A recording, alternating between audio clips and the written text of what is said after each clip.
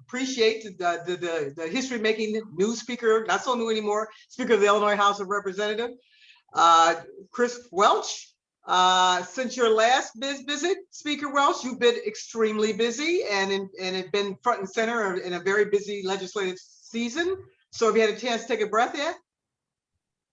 Not yet, not yet. In fact, I'm on the way home now, so I'm looking forward to a restful Father's Day weekend. But I'll tell you, I'm pleased with the work that the legislature did under my first term as Speaker, first session. So I'm going to rest well this weekend. What would you say is your biggest victory, the thing you're most proud of coming out of this session? One thing. Laura, one thing. Oh my God. Just one. We'll get to some other things. The budget, because the governor signed it today. We're getting a responsible, balanced budget done on time, and a budget that people across the state are going to be proud of. It's going to actually help us lead to a credit rating increase for the first time in probably over 2 decades. We pay down our pension obligations. We pay down debt. I mean, when was the last time you guys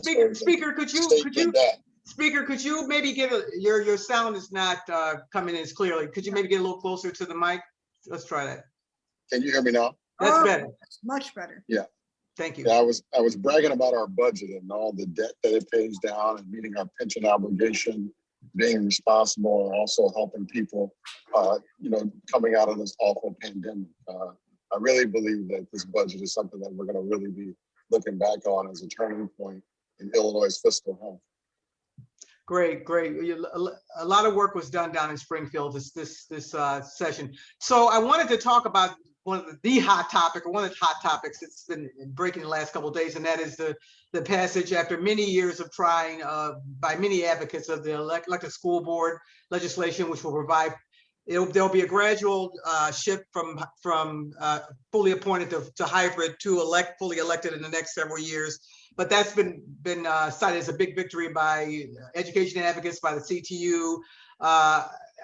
Obviously, it was something that you were supportive of, but there's been kind of a little bit of a pause because State Representative Delia Ramirez, the sponsor, after it was passed, put a hole in the bill, which means it won't go to the governor's desk for signature right away.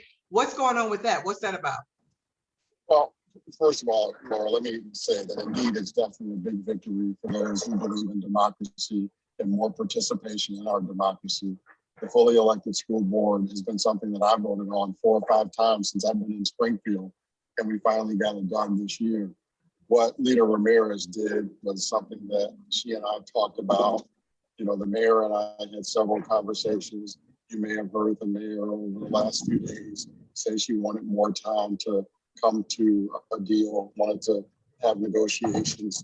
So Leader Ramirez, as a gesture to the mayor, put a motion on her bill that to reconsider. That basically she has the ability to remove at any time, but she's agreed to hold it for a couple of weeks to give the mayor time to come to the table and work with her on this issue. Leader Ramirez said on the floor that she agrees that the bill wasn't perfect and would need a trailer bill. So if you agree that it needs a trailer bill and we agree that it's not perfect, let's sit the mayor down at the table and have the mayor of the biggest city in this state, the economic engine of this state, take part in the negotiations and see what we can do. Right. Could you try to move a little bit closer? I'm sorry to this because you're still a little bit crackly. So yes, so it was gesture to the mayor, but this bill as it stands is not going to change significantly, right? We're talking about a trailer bill for down the road, and the mayor would say, and as she has said publicly many times, that she has major issues with the bill, particularly around the campaign finance piece, the fact that she's concerned about campaign finance spending that would become exorbitant and cut out the little guy. That she's got concerns about immigrants, undocumented immigrants, their ability to participate. And of course, wasn't crazy about the idea of fully elected to begin with. So how are you going to solve? Those are pretty major objections she has. And I know she met with the Black Caucus, Legislative Black Caucus earlier in the week. Were you at that meeting? I was not at that meeting. Okay. I did hear reports from members who were. The mayor is going to sit at a table with Leader Ramirez and the stakeholders, and hopefully they can work through these issues. You know, there's a couple of procedural things that can happen. Ramirez can remove the brick on the bill and let it go to the governor's desk and file a trailer bill. She can literally do a motion to reconsider, put it back up on the board. Well, actually, technically, no, you can't do that because that was on a motion to concur. So the most likely thing to do would be is to work with the mayor on what the language of a trailer bill would be. Okay, so for people who don't know what a trailer bill is, this is real important. It's because Laura asked the question of whether or not the legislation is going to change. So you're working with the Senate bill as amended, HB 2908. So the trailer bill is just a way to revise it after it's passed, but you already then have passed it. So Speaker Welch, yes, or I mean, where is there going to be negotiation then before you finish? Before it goes to the governor. Governor, what is it you want? You're the speaker, you get to call the bill. Please be so specific as to what you want to happen. I want the parties to get to the table and talk. And it's my understanding that Mayor and Leader Ramirez in conversations today at 4 o'clock. I have been in meetings since then. I have not heard how their conversations went today at 4, but what I want is them to get in the room. The mayor wanted more time. You're hard to hear. So you could you say that again? You sound like you're in a submarine right now. The mayor and Leader Ramirez had a meeting at 4 o'clock today. I wanted them to get to the table. That's what I wanted. And the mayor wanted more time. I asked Leader Ramirez to give him more time. That's why the motion was filed. So is there a meeting set? And when? Well, it sounds like they met at 4 o'clock today. What came out of that meeting? Did anything come out of that meeting? Laura, I haven't heard the results of that meeting yet. So how fluid, I mean, how open is the bill? How open are you to, as the years went by, you went now to, you have this interim hybrid, 2111 appointed by the mayor, 10 elected. However, that sounds kind of crazy to me how it might work functionally in elections. But are you open to a significant rewrite? Is there something, what's on or off the table of what is untouchable in the bill or not? You make it sound for a moment as everything is on the table because you want to hear from her. Could you be a little more? Lynn, can you repeat your question? I didn't hear you. Basically, if you're meeting, the bill isn't then in its final form, what's on the table and how much revision as the speaker are you open to? This bill, that House Bill 2908, has passed the legislature. That bill will likely at some point move to the governor's desk for signature, and the governor has indicated that he will sign it. What they are negotiating now is the content of the trailer bill. Okay. The mayor has concerns that Leader Ramirez has agreed to hear out. Also, members of our caucus, members in the General Assembly, had some issues that Leader Ramirez committed to addressing in a trailer bill. I can't tell you exactly what's going to be in there, but she has made statements on the record that she agrees that there needs to be some issues addressed in a trailer bill. And so there's definitely room for this bill that was passed to be improved. What those improvements will look like, those are the subjects of the negotiations. And does that happen? I'm a little rusty on Springfield. Does Governor Pritzker sign it, then you do the trailer, or do you do the trailer and then send it to the governor?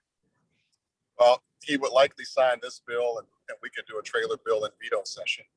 Well, the effective date of this bill, the elections don't start, I believe was 2024 or 2026. So it doesn't go into effect right away. So there's plenty of time to do it. Well, you would have the first elected school board, this hybrid 2025, which means if we move the primary back to March, you would know in 2024, people are going to start running. And by the way, let me nail this down. Is it your intention so in 2022, the primary will be in June because of redistricting. Will it be back? Is it your intention as Speaker to bring it back to March in 2024? The elections bill that the governor signed today said that this was a one-time only. Okay. It's going to go back to March after next year. This is a result of the delayed census data and a response to the pandemic, and so it's a one-time thing, similar to what they did years ago when they moved to primary because of then President Senator Obama. Right. So, by the way, since we're talking about, let me jump in here. We might go back to schools because I have a sense we haven't finished, but since we're on vaguely remap and primary issues, the legislature did all it could do to get the remap for the Cook County Board of Review, the Supreme Court, and the State House and Senate done. So what's your thinking about what you want to do with the congressional map? And we're waiting now for real census data on that particular map. But what's your thought on what you think Democrats should do going forward? Well, I believe that if the census data comes out at the end of August or the latest end of September, we will be prepared when we return for veto session in mid-October, late October, to pass a congressional map based on those census data. And then under the new elections bill that went into law, was signed into law today, circulations would begin in January of 2022. So who are the Democrats in Illinois of the incumbents that you think need the most help in the remap? Oh, we don't draw maps based on that. No, I'm not saying, no, hold on. No, please bear with me. I didn't ask about how you draw a map. I'm just asking who would need a better district. I'm not saying you would draw a map to give someone a better district. I'm just saying in your analysis, who needs the most help from a remap? Well, I think at the end of the day, we need to make sure that they're all equal in representation and that it reflects the diversity of our state. No, you know what I'm talking about. There are only 18 members. 5 Republicans are going to lose a district. Please don't. This is like we had on the last show. Come on. I don't think any Democrats need help. Are you kidding me? You don't think Congresswoman Lauren Underwood doesn't need some more Democrats in her district? Really? I think Lauren's going to be fine. She Really? did quite well. Yeah. But it's clear that, this is your map to draw. This is the party has the power here. So you're going to want to draw the most favorable map for your members to make sure that you ensure that they stay in office, correct? We're going to draw a map that's fair. We're going to draw a map that's equal. We're going to draw a map to ensure. I like the fact that Lauren Underwood was elected to Congress and she's doing a heck of a job. And truly, she was the choice of that district, and we'd like to make sure we keep her. Well, there are a couple of lawsuits. There's actually, I think, a couple of lawsuits that have already been filed by the Republicans and others that are challenging the fairness of this map. How are you going to handle that? Well, our lawyers are in court. They're responding to it. The Republicans are challenging it based on the use of ACS data, which is interesting because Republicans in other states have done the same thing that we've done. Well, I'm sorry, what kind of data are they challenging on? The American Community Survey data. They're challenging the use of the American Community Survey data, which is interesting because Republicans in other states have used the American Community Survey data to draw maps, like in Oklahoma. They did the same thing we did. And so we have a constitutional deadline that they seem to continue to forget. They don't even mention the fact that we followed our constitutional mandate. So, cases in court. They sued last time. We beat them, and I believe it's going to be a similar situation this time as well. Do you have, who is the point person on your team for congressional maps? Who's the point person on our team? Yeah, who's responsible for working drawing it, doing analysis? Who is that person? Well, we have an entire team that works on the map. I have a chief of staff. I have a general counsel. I have a senior advisor. Who is responsible for figuring out the congressional map? We will do it as a team, Lynn. It works as a team. Okay. we will also, talk to the Congress people at some point. We haven't done that yet because we haven't done anything around the congressional map. So I want to close the loop going back to schools on it. In the trailer bill, how much is subject to negotiation? Is it just a few details on the margins? Or could you do a trailer bill that could substantially change the legislation that Governor Pritzker is expected to sign?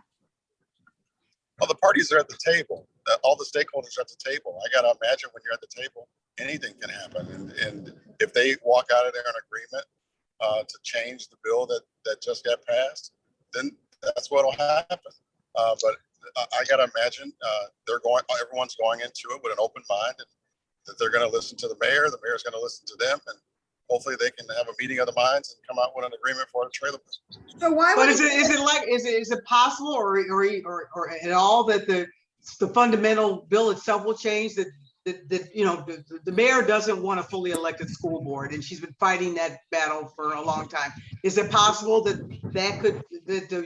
you could retreat, or the leadership could retreat from that, or can you tell voters, can you tell parents, can you tell the city that there will be an elected school board in the next several years, no matter what happens with this bill?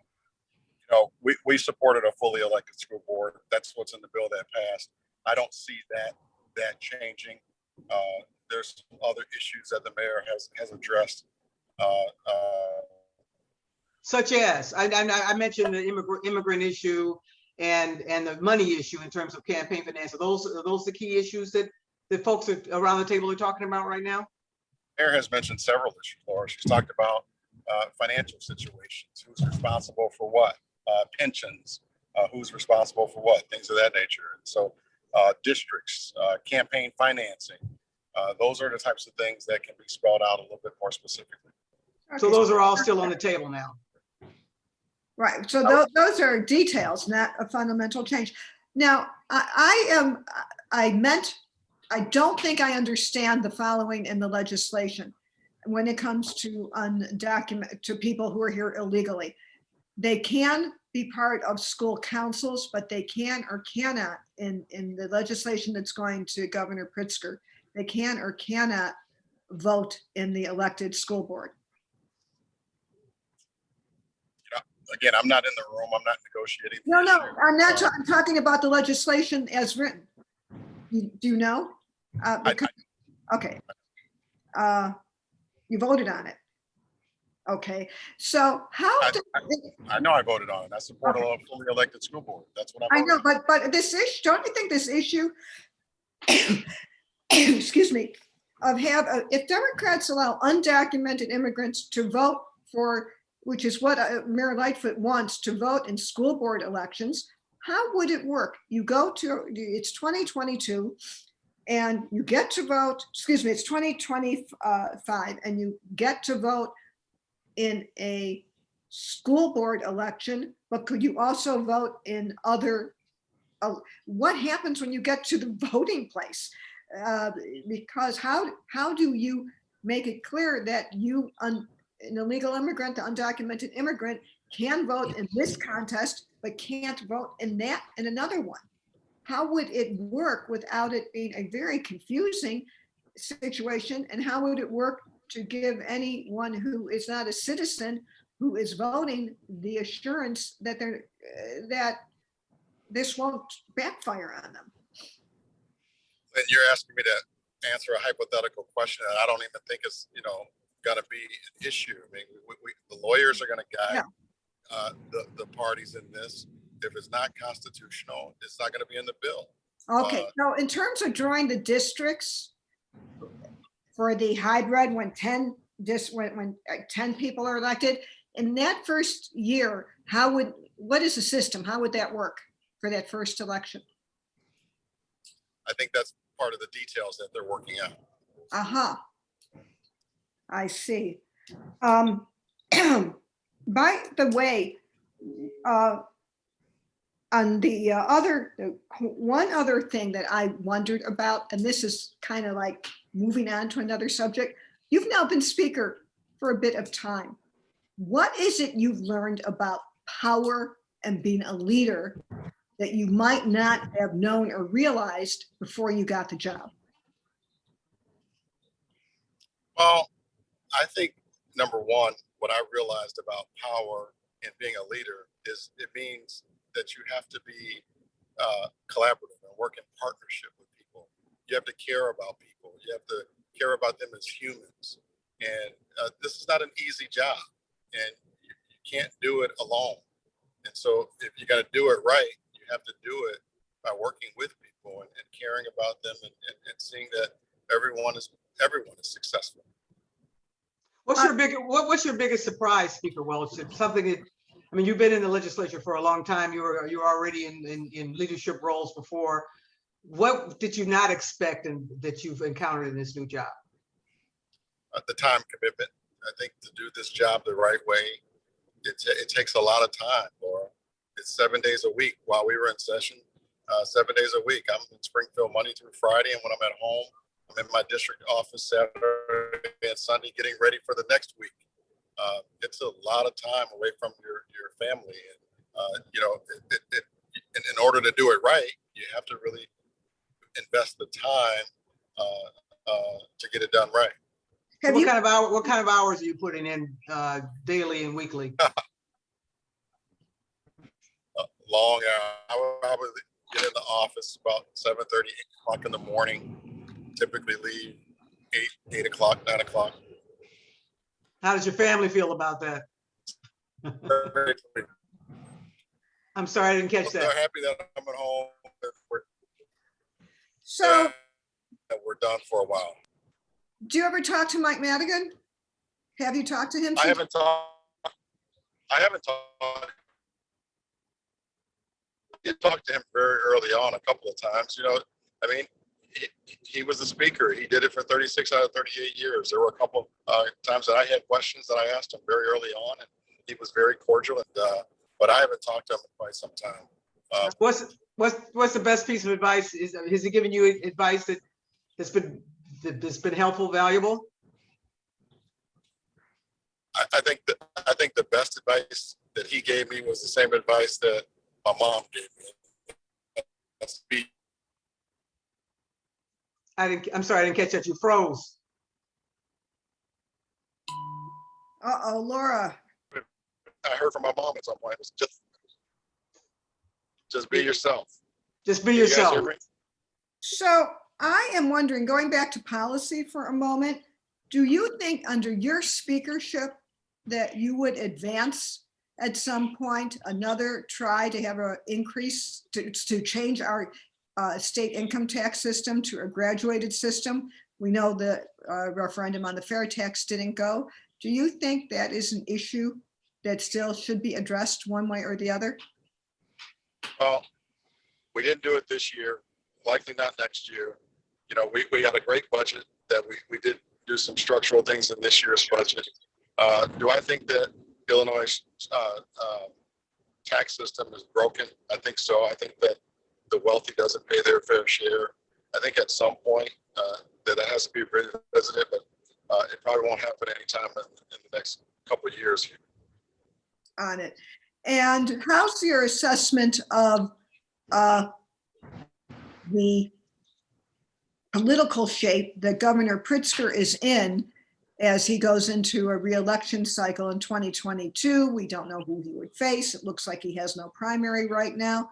But given everything, how would you assess, what does he need to do to put himself in shape for the re-election campaign? I think the governor did a great job in 2019, his first year out.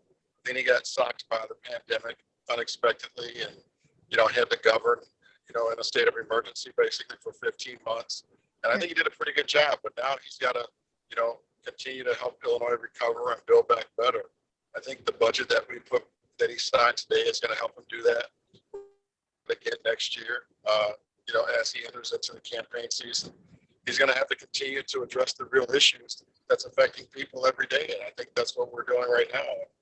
I think if he decides to run for re-election, I think he's well positioned.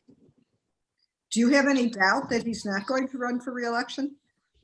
Say that again, Lynn. Say that again. That if he decides, and I guess he Do you think there's a potential that he will not run for reelection? I'm curious because you said it that way. Well, he hasn't announced that he's running yet, so I mean, I'm not going to put words in his mouth. I know he's Right. talking to his family and considering things with his family. I certainly hope that for stability's sake, for stability of our state, that he runs again and we get to continue to work together. So now that so many of the COVID restrictions have ended, are you back into doing in-person fundraising, and what kind of events do you have in the days ahead? I just left an in-person fundraising event in Decatur. You know, I have a whole host of plans for the summer. We are working to make sure that we can reelect Democrats, you know, in the General Assembly and in other parts of government across this state. I'm a Democrat. I'm going to help Democrats get elected up and down the ballot. And, you know, I'm going to travel the state like I did today and really got to see some great people in Decatur. Where are you right now? I'm in Decatur, Illinois. Uh-huh. And so you're on a statewide tour as we speak? I am. I have been visiting the state all session, and I am in Decatur today. Did you have a fundraiser in Decatur today? I supported one of my colleagues who had a fundraiser in Decatur. Went to a fundraiser. Do you have any big names coming in to headline fundraisers for you? And who are they? We're working on that. What? We're working on that. So who's the dream headliner that you'd like? A dream headliner? Yeah. Kamala Harris. You know, Joe Biden.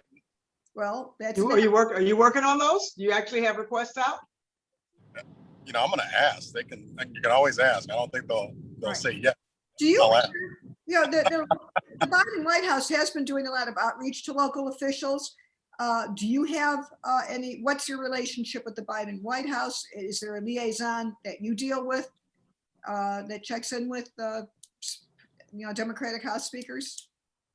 Well, the White House has had outreach. I've had conversations with Speaker Pelosi and Senator Durbin and several folks.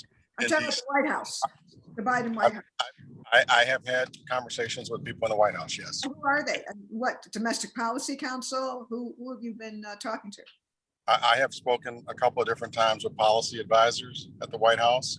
And I'm looking forward to visiting DC this summer and making some visits to officials in DC.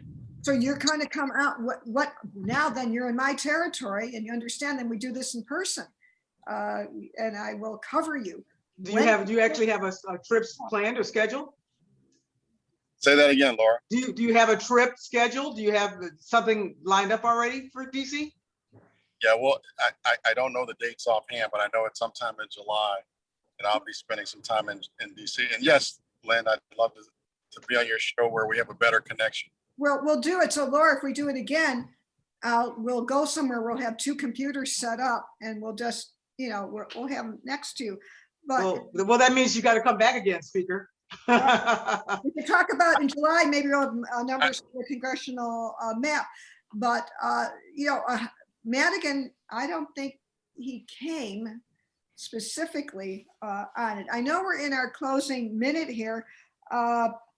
So Laura, it's at 8:30. The speaker's been generous with our time. Yes, and we really appreciate it. We'll wrap it up. We'll work on that connection because we don't want to miss a word. You're helping us break some news tonight, and we're glad to have you back.